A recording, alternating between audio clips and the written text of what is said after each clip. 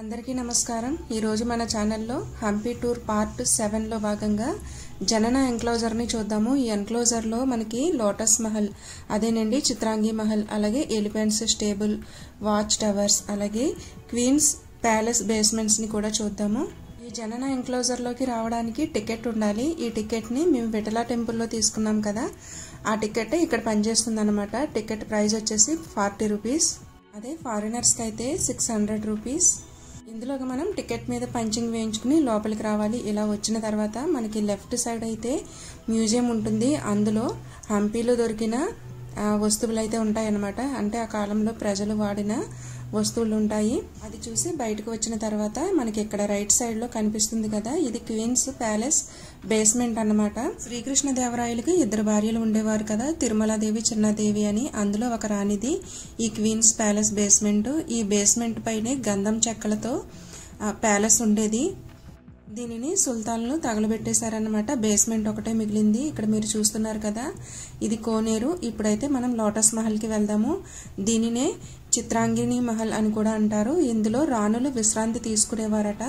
వారు రాజులు యుద్ధానికి వెళ్ళినప్పుడు ఇక్కడికి వచ్చి సంగీతాలని అలాగే నృత్యాలని ఆలకిస్తూ ఇక్కడ విశ్రాంతి తీసుకునేవారు। ఇది వేసవి కాలంలో ఎక్కువగా ఇక్కడ ఉండేవారట రాణులు, ఎందుకంటే ఇదంతా కూడా వాటర్ పైప్స్ తో ఒక ఏసీ రూమ్ లా పనిచేస్తుందన్నమాట।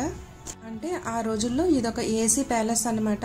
మనం జాగ్రత్తగా గమనించినట్లయితే ఇక్కడ మనకి మట్టితో చేసిన పైప్స్ కూడా కనిపిస్తాయి పైన। ఈ పైపింగ్ అమరిక అంతా కూడా పైన కింద కూడా ఉంటుందంట। అంటే ఇది 2 అంతస్తుల ప్యాలెస్ అన్నమాట। కింద ఇలా ఉంటుంది, పైన అయితే ఎంట్రన్స్ లేదు పైకి।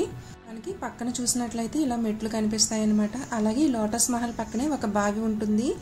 ఆ బావిలోని నీటినే ఈ పైప్స్ లోకి పైకి పంపించి ఈ లోటస్ మహల్ ని మొత్తం చల్లగా ఉండేటట్టు చేసేవారు। ఈ లోటస్ మహల్ నిర్మాణాన్ని గమనించినట్లయితే కొంచెం ఇస్లామిక్ స్టైల్లో ఉంటుంది, అందుకనేమో సుల్తాన్లు దీన్ని కూల్చకుండా వదిలేశారు। హంపీలో చాలా వరకు కూల్చేశారు కదా, దీన్నైతే ఏమీ చేయకుండా అలా వదిలేశారన్నమాట। హంపీలో చూడవలసిన ముఖ్యమైన ప్రదేశాలలో ఇది ఒకటి। ఇదేనండి ఆ బావి। ఈ బావిలోని నీటిని లోటస్ మహల్లోని గోడలకి అమర్చి ఉన్న పైప్స్ లోకి నీటిని పంపించి లోటస్ మహల్ ని అంతా చల్లగా ఉండేటట్టు చేసేవారు। చూసారు కదా, లోటస్ మహల్ ని 4 వైపుల నుంచి మీరు ఇక్కడ గమనించినట్లయితే ఇది ఆ క్వీన్స్ ప్లేస్ కాబట్టి చాలా సెక్యూరిటీ ఉండేది। ఈ చుట్టుపక్కల మీరు చూసినట్లయితే 4 వైపులా కూడా చాలా ఎత్తైన గోడలు కనిపిస్తాయి। అలాగే 4 వైపులా 4 వాచ్ టవర్స్ కూడా కనిపిస్తాయి। ఈ వాచ్ టవర్స్ లో సైనికులు ఉండి 24 గంటలు కూడా ఈ ప్లేస్ ని కాపలా కాచేవారు।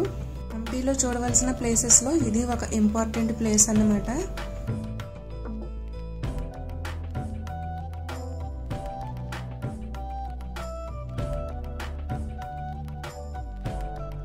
ఇక్కడ మీరు చూస్తున్నారు కదా, ఇదొక క్వీన్స్ ప్యాలెస్ బేస్మెంట్। ఇది ఇంకొక రాణిది। ఈ బేస్మెంట్ పైన గంధం చెక్కలతో ఒక పెద్ద ప్యాలెస్ ఉండేది, దీనిని సుల్తానులు కూల్చివేసి తగలబెట్టేశారు। బేస్మెంట్ ఒకటే మిగిలిందనమాట। ఇక్కడ మీరు చూస్తున్నారు కదా, ఇదొక వాచ్ టవర్। వాచ్ టవర్ పక్క నుంచి మనకు ఒక వే అయితే ఉంటుంది। ఈ వేలోంచి బయటకు వచ్చినట్లయితే మనకి ఎలిఫెంట్స్ స్టేబుల్ కనిపిస్తుంది। ఈ ఎలిఫెంట్ స్టేబుల్లో పూర్వం రాజులు యుద్ధాలకు ఉపయోగించే ఏనుగులని అలాగే ముఖ్యమైన పండుగలప్పుడు దేవాలయాలకు ఉపయోగించే ఏనుగులని ఇక్కడ ఉంచేవారు। వాటిని చాలా జాగ్రత్తగా చూసుకునేవారు। వాటి కోసం పెట్టిందే ఎలిఫెంట్ స్టేబుల్। ఈ ఎలిఫెంట్ స్టేబుల్లో 11 ఏనుగులు ఉండేవట। ఒక్కో ఏనుగుకి సెపరేట్ రూమ్ ఉంటుంది, లోపలికి వెళ్ళి చూద్దాం రండి। ఈ ఎలిఫెంట్ స్టేబుల్ గోపురాన్ని చూసినట్లయితే ఒక్కొక్క గోపురం ఒక్కోలా ఉంటుందన్నమాట। రూమ్స్ చాలా విశాలంగా చాలా ఎత్తుగా ఉంటాయి, అంటే దాదాపు 25 అడుగుల ఎత్తు ఉంటాయి। ఇందులోనే ఏనుగులను ఉంచి వాటి పోషణ అవి చూసుకునేవారు। ఒక్కో ఏనుగుకి ఒక్కొక్క రూమ్ అన్నమాట, అంటే 11 ఏనుగులకి 11 రూమ్స్। ఇక్కడ మీరు చూసినట్లయితే అన్ని రూమ్స్ ఒకే విధంగా ఉంటాయి, అంటే విశాలంగా ఎత్తుగా ఉంటాయి। కాకపోతే పైన గోపురాన్ని చూసినట్లయితే ఒక్కొక్క గోపురం ఒక్కో డిజైన్లో ఉంటుంది। ఇది మనం బయటికి వచ్చి చూస్తే తెలుస్తుంది। ఈ ఎలిఫెంట్ స్టేబుల్ నిర్మాణం కూడా కొంచెం ఇస్లామిక్ స్టైల్లో ఉంటుంది।